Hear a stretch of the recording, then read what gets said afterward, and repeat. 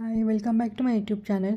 ಅದೇ ನನ್ನ ಯೂಟ್ಯೂಬ್ ಚಾನಲ್ನ ನೋಡ್ತಾ ಇದ್ದೀರಾ, ಪ್ಲೀಸ್ ಸಬ್ಸ್ಕ್ರೈಬ್ ಮಾಡಿ, ಲೈಕ್ ಮಾಡಿ, ಶೇರ್ ಮಾಡಿ, ಕಮೆಂಟ್ ಮಾಡಿ. ನಾನಿವತ್ತು stuffed paneer capsicum gravy with akki rotti ಹೇಗೆ ಮಾಡೋದು ಅಂತ ಹೇಳ್ಕೊಡ್ತೀನಿ, ಬನ್ನಿ ನೋಡುವ. ಮೊದಲಿಗೆ ನಾನಿಲ್ಲಿ 100 ಗ್ರಾಮ್ ಪನ್ನೀರ್ ತೊಗೊಂಡಿದ್ದೀನಿ. ಅದನ್ನು ತುರ್ಕೊಂಡು ಈ ಥರ ಇಟ್ಕೊಂಡಿದ್ದೆ. ಇದರಲ್ಲಿ ಸ್ವಲ್ಪ ನಾನು ತೊಗೊಂಡಿದ್ದೀನಿ ಸಪ್ರೇಟಾಗಿ.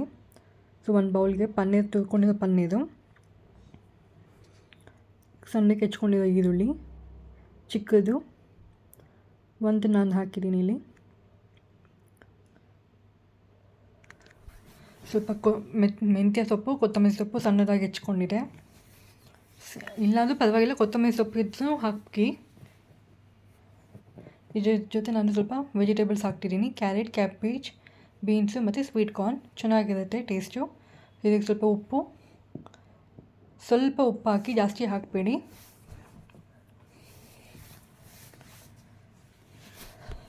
ಮತ್ತು ಸ್ವಲ್ಪ ಖಾರ. ಇದಕ್ಕೆ ನೀವೆಲ್ಲ ಸ್ವಲ್ಪನೇ ಹಾಕ್ಕೊಳ್ಳಿ, 1/4 ಚಮಚ ಹಾಕ್ಕೊಂಡು ಸಾಕು. ಮತ್ತು ಗ್ರೇವಿ ಮಾಡಬೇಕಾದ್ರೆ ಖಾರ ಜಾಸ್ತಿ ಆಗೋದು ಚೆನ್ನಾಗಿರಲ್ಲ ತಿನ್ನೋದಕ್ಕೆ. ಬಟ್ ನಿಮಗೆ ರುಚಿಗೆ ತಕ್ಕಷ್ಟು ನೀವು ಹಾಕ್ಕೊಳ್ಬೋದು ಗ್ರೇವಿಗೆ, ಬಟ್ ನೋಡ್ಕೊಂಡು ನೀವು ಹಾಕ್ಕೊಳ್ಳಿ. ಸ್ವಲ್ಪ ಧನಿಯಾ ಪುಡಿ, ಜೀರಿಗೆ ಪುಡಿ ಮತ್ತು ಗರಂ ಮಸಾಲ ಪುಡಿ ಇಷ್ಟನ್ನು ಹಾಕ್ಕೊಂಡಿದೆ. ನಿಮಗೆ ಇದ್ರ ಜೊತೆ ಬೇಯಿಸಿರೋ ಆಲೂಗಡ್ಡೆ ಸಹ ನೀವು ಹಾಕ್ಕೊಳ್ಬೋದು, ಇಲ್ಲಾಂದರೆ ಮೊಟ್ಟೆನೂ ಸಹ ಒಡೆದು ನೀವು ಹಾಕ್ಕೊಳ್ಬೋದು. ಇಲ್ಲ ಇಷ್ಟೇ ಸಾಕೊಂಡ್ರೆ ಇದೇ ಸಾಕಾಗತ್ತೆ, ಬಟ್ ಇದೇ ಹೆವಿ ಇರುತ್ತೆ. ನಿಮಗೆ ಟೇಸ್ಟಿಗೆ ಬೇಕಾದರೆ ಹೇಗೆ ಬೇಕೋ ಹಾಗೆ ಹಾಕ್ಕೊಳ್ಬೋದು. ಇವಾಗ ನೀಟಾಗಿ ಮಿಕ್ಸ್ ಮಾಡ್ಕೊಳ್ಳಿ. ಈವನ್ ಇದು ಯಾವುದು ಬೇಡ ಅಂದರೂ ಚಿಕನ್ ಅಥವಾ ಮಟನ್ ಕೈಮಾನ ಮಾಡಿ ಸಹ ನೀವು ಹಾಕ್ಕೊಳ್ಬೋದು ಮಾಡಿಕೊಂಡು. ಸೊ ನಾನು ವೆಜ್ಜಲ್ಲಿ ಇದನ್ನು ಹೇಳ್ಕೊಟ್ಟಿದ್ದೀನಿ. ನೆಕ್ಸ್ಟ್ ಯಾವಾಗಲಾದರೂ ಮಾಡಿದಾಗ ನಾನು ನಾನ್ ವೆಜ್ಜಲ್ಲೂ ಹೇಳ್ಕೊಡ್ತೀನಿ. ಇವಾಗ ನೀಟಾಗಿ ಮಿಕ್ಸ್ ಮಾಡ್ಕೊಳ್ಬೇಕು. ನಾನಿಲ್ಲಿ ಯಾವುದೂ ಫ್ರೈ ಮಾಡಿಲ್ಲ, ಹಾಗೆ ಹಾಕ್ಕೊಳ್ತಾ ಇದ್ದೀನಿ. ನಾನಿಲ್ಲಿ ಕ್ಯಾಪ್ಸಿಕಮ್ನ ಈ ಥರ ಅರ್ಧ ಕಟ್ ಮಾಡ್ಕೊಂಡಿರಿ, ಬೀಜ ಎಲ್ಲ ತೆಕ್ಕೊಂಡಿದ್ದೀನಿ. ಇವಾಗ ಒಂದೊಂದೇ ಕ್ಯಾಪ್ಸಿಕಮ್ಗೆ ಈ ಸ್ಟಫಿಂಗ್ಸ್ನ ಫಿಲ್ ಮಾಡ್ತಿದೆ. ಸ್ವಲ್ಪ ಗಟ್ಟಿಯಾಗಿ ಪ್ರೆಸ್ ಮಾಡಿ ಹಾಕಿ, ಯಾಕಂದರೆ ಅದು ಬಿಟ್ಕೊಳ್ಬಾರ್ದಲ್ವ. ಸೊ ಸ್ವಲ್ಪ ಪ್ರೆಸ್ ಮಾಡಿ ಹಾಕ್ಕೊಳ್ಳಿ. ಸೊ ಎಲ್ಲದಕ್ಕೂ ರೆಡಿಯಾಗಿ ಸೈಡಲ್ಲಿ ಇಟ್ಟಿದ್ದೀನಿ. ಇವಾಗ ಅದು ಗ್ರೇವಿ ಬೇಕಲ್ವ. ಸೊ 5ರಿಂದ 6 ಬೆಳ್ಳುಳ್ಳಿ, 1 ಇಂಚು ಶುಂಠಿ, 3 ಟೊಮೆಟೊ. ನಾನು ಚಿಕ್ಕದಿದಲ್ವ, ಚಿಕ್ಕದನ್ನು 3 ತೊಗೊಂಡಿದ್ದೀನಿ. ದೊಡ್ಡದಿದೆ 2 ಸಾಕು. ಚಿಕ್ಕದು 2 ಈರುಳ್ಳಿ,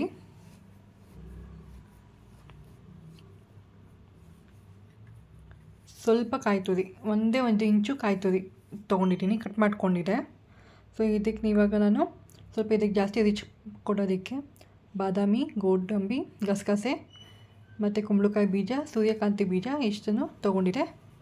ಸ್ವಲ್ಪನೇ ತೊಗೊಂಡಿದ್ದೀನಿ, 1/4 ಚಮಚ ಎಲ್ಲನೂ. ಸೊ ಇದನ್ನು ನಾನಿಲ್ಲಿ ನೆನೆಸ್ತಾ ಇಲ್ಲ, ಡೈರೆಕ್ಟಾಗಿ ಹಾಕ್ತಾಯಿದ್ದೀನಿ. ಬೇಕಾದರೆ ನೆನೆಸಿ ಸಹ ನೀವು ಮಾಡ್ಬೋದು.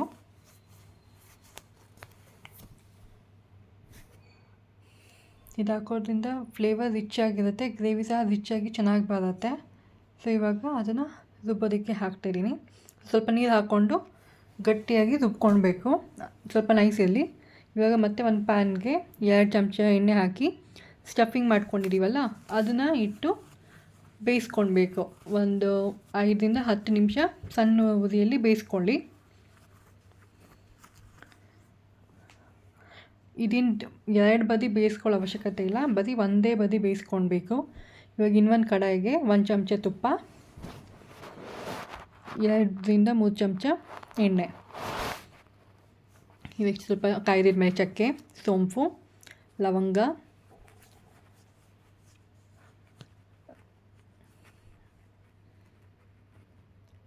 ಹಾಕ್ಕೊತಿದ್ದೀನಿ.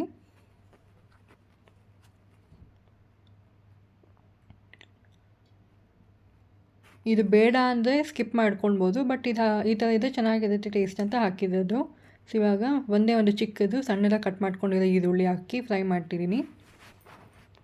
ನಿಮಗೆ ತುಪ್ಪ ಬೇಡ ಅಂದರೂ ಬೆಣ್ಣೆ ಹಾಕ್ಕೊಳ್ಬೋದು, ಇಲ್ಲ 2 ಬೇಡ ಬರೀ ಆಯಿಲಲ್ಲೂ ಸಹ ನೀವು ಮಾಡ್ಕೊಳ್ಬೋದು.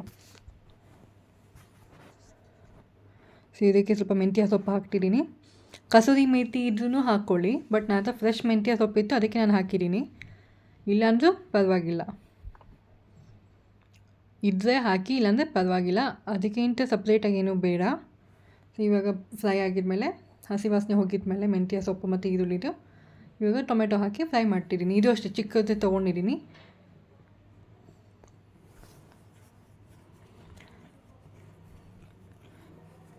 ಸೊ ನಿಮಗೆ ರೆಸ್ಟೋರೆಂಟ್ ಸ್ಟೈಲಲ್ಲೇ ಬೇಕು ಅಂದರೆ ಸ್ವಲ್ಪ ಆಯಿಲ್ ಜಾಸ್ತಿ ಹಾಕ್ಕೊಳ್ಳಿ, ಇಲ್ಲಾಂದರೆ ಸ್ವಲ್ಪ ಕಮ್ಮಿನೇ ಆಯಿಲ್ ಹಾಕ್ಕೊಳ್ಳಿ.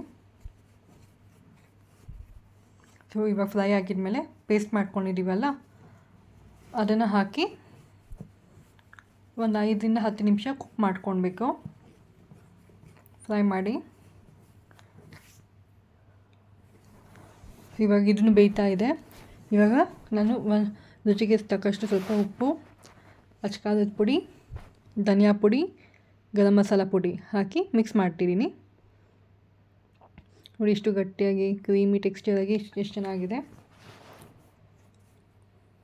ನಿಮಗೆ ಕ್ಯಾಪ್ಸಿಕಮ್ ಏನು ಬೇಡ ಅಂದ್ರೂ ಪನ್ನೀರ್ ಸಹ ಹಾಕ್ಕೊಳ್ಬೋದು, ಇಲ್ಲಾಂದರೆ ಮಶ್ರೂಮ್ ಸಹ ಹಾಕ್ಕೊಳ್ಬೋದು. ಸೊ ಅದು ಬೆಂದಿದ ಮೇಲೆ ಗ್ರೇವಿ ಇವಾಗ ಸ್ವಲ್ಪ ನೀರು ಹಾಕ್ಕೊಳ್ತಿದ್ದೀನಿ. ನಿಮಗೆ ಎಷ್ಟು ನೀರು ಬೇಕೋ ಅಷ್ಟು ನೀರು ಹಾಕ್ಕೊಳ್ಳಿ.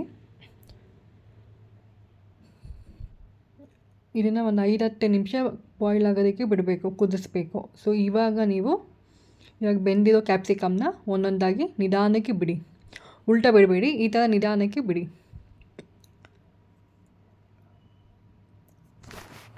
ಈವನ್ ಕ್ಯಾಪ್ಸಿಕಮ್ ಬೇಡ ಇಷ್ಟ ಇಲ್ಲದೆ ಇರೋದು ಟೊಮೆಟೊನಲ್ಲೂ ಸಹ ಮಾಡ್ಕೊಳ್ಬೋದು, ಅದರಲ್ಲೂ ಚೆನ್ನಾಗಿರುತ್ತೆ. ಕೆಲವರಿಗೆ ಕ್ಯಾಪ್ಸಿಕಮ್ ಅಷ್ಟು ಇಷ್ಟ ಆಗೋಲ್ಲ. ಸೊ ನಾನು ಸಪ್ರೇಟಾಗಿ ಸ್ವಲ್ಪ ಪನ್ನೀರ್ ತುರ್ಕೊಂಡಿದ್ನಲ್ಲ ಅದನ್ನು ಮೇಲ್ಗಡೆ ಹಾಕ್ಕೊಳ್ತಾ ಇದ್ದೀನಿ.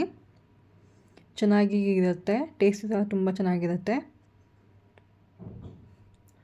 ಇದು ಹಾಕಿದ ಮೇಲೆ ಒಂದು 5 ನಿಮಿಷ ಬಿಟ್ಬಿಡಬೇಕು, ಜಾಸ್ತಿ ಬಾಯ್ಲ್ ಮಾಡಬಾರ್ದು. ಸೊ ನೆಕ್ಸ್ಟು ಅಕ್ಕಿ ರೊಟ್ಟಿ ಮಾಡೋದಕ್ಕೆ ಇಲ್ಲಿ ನಾನು 4 ಗ್ಲಾಸು ನೀರು ಹಾಕ್ಕೊಳ್ತಿದ್ದೀನಿ.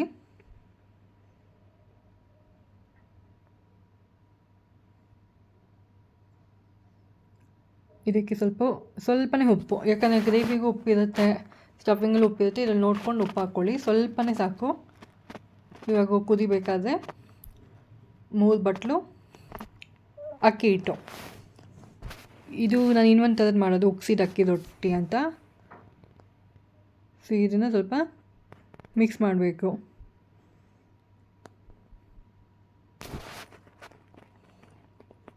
ಇವಾಗೆಲ್ಲ ಮಿಕ್ಸ್ ಮಾಡಿದ್ಮೇಲೆ ಒಂದು 5 ನಿಮಿಷ ಬೇಯಕ್ಕೆ ಬಿಡಬೇಕು. ಸೊ ಇವಾಗ ನೋಡಿ ಬೆಂದಿದೆ. ಸೊ ತಣ್ಣಗಾಗಿದ್ಮೇಲೆ ಈ ಥರ ಕಲಿಸ್ಕೊಂಡು ಇಟ್ಕೊಳ್ಳಿ. ಇದನ್ನು ನೀವು ಲಟ್ಟಿಸ್ಲೂಬೋದು ಅಥವಾ ತಟ್ಕೊಳ್ಳೂಬೋದು. ಸೊ ಒಂದು ನಿಂಬೆ ಗಾತ್ರಷ್ಟು ತೊಗೊಂಡು ಚೆನ್ನಾಗಿ ನಾದ್ಕೊಂಡು ಆಮೇಲೆ ಲಟ್ಟಿಸ್ಬೋದು ಅಥವಾ ತಟ್ಬೋದು. ನನಗೆ ತಟ್ಟೋದಕ್ಕೆ ಬರಲ್ಲ, ಈ ಥರ ಬಡಿಯೋದಕ್ಕೆ, ಸೊ ನಾನು ಲಟ್ಟಿಸ್ತೀನಿ. ಸೊ ನೋಡಿ ಈ ಥರ ಚೆನ್ನಾಗಿ ನಾದ್ಕೊಳ್ಬೇಕು. ನೀವು ಸಪ್ರೇಟಾಗಿ ಕಲಿಸ್ಕೊಂಡ್ಮೇಲೂ ಮತ್ತೆ ಒಂದೊಂದೇ ಚಪಾತಿ ಈ ಥರ ಲಟ್ಟಿಸ್ಬೇಕಾದ್ರೆ, ರೊಟ್ಟಿ ಮಾಡಬೇಕಾದ್ರೆ ಈ ಥರ ನಾದ್ಕೊಳ್ಳೇಬೇಕು, ಆವಾಗಲೇ ಚೆನ್ನಾಗಿ ಬರುತ್ತೆ ಫ್ಲಫಿಯಾಗಿ. ಎಷ್ಟು ಚೆನ್ನಾಗಿ ನಾದ್ತೀರೋ ಅಷ್ಟು ಚೆನ್ನಾಗಿ ಬರುತ್ತೆ.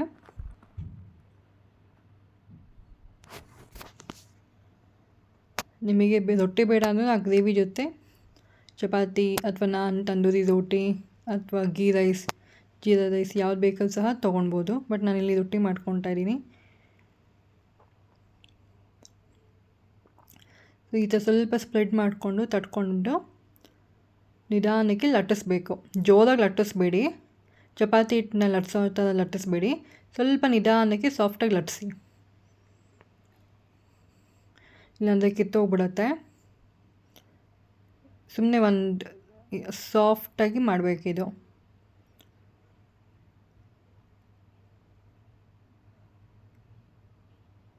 ಜೋಳದ ರೊಟ್ಟಿ ಸ್ವಲ್ಪ ಹೀಗೆ ಮಾಡ್ತಾರೆ, ಬಟ್ ಅವ್ರು ಬಡಿತಾರೆ, ಆದರೆ ನಂಗೆ ಬಡಿಯೋದಕ್ಕೆ ಬರೋಲ್ಲ. ಸೊ ನಾನು ಲಟ್ಟಿಸ್ತಾ ಇದ್ದೀನಿ. ಸೊ ಇವಾಗ ಕಬ್ಬಿಣದ ಹೆಂಚಿನ ಮೇಲೆ ಹಾಕ್ತಿದ್ದೀನಿ. ನಾನ್ ಸ್ಟಿಕ್ಕಲ್ಲಿ ಹಾಕಬೇಡಿ, ಅಷ್ಟೊಂದೇನು ಚೆನ್ನಾಗಿ ಬರೋಲ್ಲ. ಈ ಥರ ಕಬ್ಬಿಣದಿದ್ದು ಓಕೆ, ಇಲ್ಲಾಂದರೆ ನಾನು ನಾನ್ ಸ್ಟಿಕ್ಕಲ್ಲೇ ಮಾಡ್ಕೊಳ್ಬೋದು. ನಾನು ಇದ್ರ ಮೇಲೆ ನೀರು ಏನು ಸವರ್ತಾ ಇಲ್ಲ, ಹಾಗೆ ಹಾಕ್ತಿದ್ದೀನಿ. ಯಾಕಂದರೆ ಸ್ವಲ್ಪ ಪುಡಿಗಳು ಕಮ್ಮಿ ಇದೆ ಅಲ್ವಾ, ಅಕ್ಕಿ ಹಿಟ್ಟಿನ ಪುಡಿಗಳು, ಸೊ ಅದಕ್ಕೆ 5 ನಿಮಿಷ ಬೇಯಿಸಬೇಕು. ಈ ಕಡೆ 5 ನಿಮಿಷ, ಆ ಕಡೆ 5 ನಿಮಿಷ. ಇದು ಆಲ್ರೆಡಿ ಬೆಂದಿರುತ್ತೆ ಅಕ್ಕಿ ಹಿಟ್ಟು, ಸೊ ಜಾಸ್ತಿ ಏನು ಬೇಯೋ ಅವಶ್ಯಕತೆ ಇರಲ್ಲ. ಒಂದು 5 ನಿಮಿಷ ಬೇಯಿಸಿದ್ರೆ ಸಾಕು. ನೋಡಿ ಇಷ್ಟನ್ನು ಉಬ್ಕೊಂಡು ಬರ್ತಾಯಿದೆ. ಯಾರಾದರೂ ಡಯಟ್ ಮಾಡೋರಿಗೆ ಇದು ಒಳ್ಳೆ ಫುಡ್ ಅಂದ್ಕೊತೀನಿ, ಅಕ್ಕಿ ರೊಟ್ಟಿ. ಯಾಕಂದರೆ ಆಯಿಲ್ ಇರೋದಿಲ್ಲ, ಇಂಥದ್ದು ಇರೋದಿಲ್ಲ. ಸೊ ಈ ಥರ ಸುಟ್ಕೊಂಡು ಮಾಡೋದಲ್ವ, ಸೊ ಇದ್ರ ಜೊತೆ ಸ್ವಲ್ಪ ಬೇರೆ ಪಲ್ಯ ಹಾಕ್ಕೊಂಡು ತಿನ್ಕೊಂಡು ಚೆನ್ನಾಗಿರುತ್ತೆ.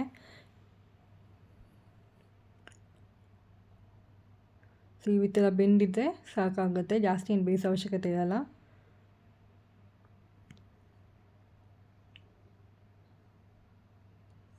ಕೆಲವರು ಇದನ್ನು ಕೆಂಡದ ಮೇಲೆ ಸಹ ಸುಡ್ತಾರೆ. ಸೊ ಇದು ಕೆಂಡ ಇದೆ, ಸುಟ್ಕೊಳ್ಬೋದು.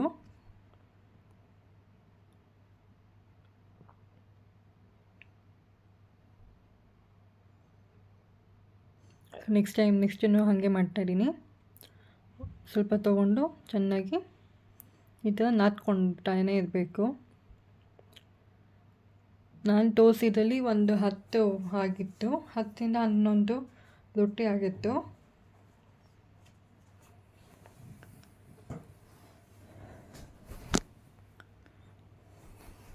ನಾನು ಬಡಿಯೋದಕ್ಕೆ ಟ್ರೈ ಮಾಡಿದೆ, ಬಟ್ ಬರಲಿಲ್ಲ. ಸೊ ಅದಕ್ಕೆ ನಾನು ಲಟ್ಟಿಸ್ತಾನೆ ಇದ್ದೀನಿ.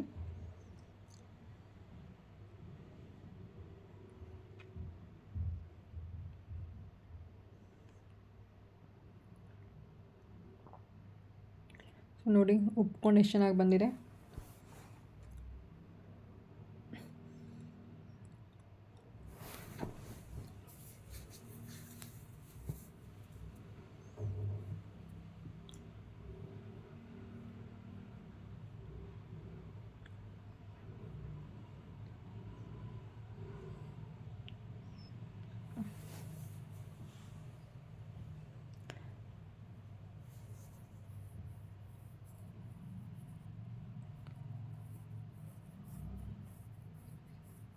ಸೊ ಅಕ್ಕಿ ರೊಟ್ಟಿ, ಇದ್ರ ಜೊತೆ ನೆಂಚ್ಕೊಳ್ಳೋಕ್ಕೆ ಈರುಳ್ಳಿ, ಟೊಮ್ಯಾಟೊ ಇದ್ರೆ ಚೆನ್ನಾಗಿರುತ್ತೆ. ಬಟ್ ಈರುಳ್ಳಿ ಮತ್ತು ಕ್ಯಾಪ್ಸಿಕಮ್ ಗ್ರೇವಿ ತುಂಬ ಚೆನ್ನಾಗಿತ್ತು ಟೇಸ್ಟು. ಅಕ್ಕಿ ರೊಟ್ಟಿ ಜೊತೆ ಅಂತೂ ತುಂಬ ಟೇಸ್ಟಿಯಾಗಿತ್ತು. ಸೊ ನೀವು ಟ್ರೈ ಮಾಡಿ ಹೇಗಿತ್ತು ಅಂತ ಹೇಳಿ. ರೆಸ್ಟೋರೆಂಟಲ್ಲಿ ಒಂದು ಕ್ಯಾಪ್ಸಿಕಮ್ ಸ್ಟಫಿಂಗ್ ಗ್ರೇವಿ ಬಂದು ಬರೀ ಒಂದೇ ಒಂದು ಪೀಸ್ ಕೊಟ್ಟಿರ್ತಾರೆ, ಆಲ್ಮೋಸ್ಟ್ 250 ಒಂದು. ಸೊ ನೀವೇ ಮನೆಯಲ್ಲಿ ಮಾಡ್ಕೊಂಡು ತಿನ್ಬೋದಲ್ವಾ. Thank you.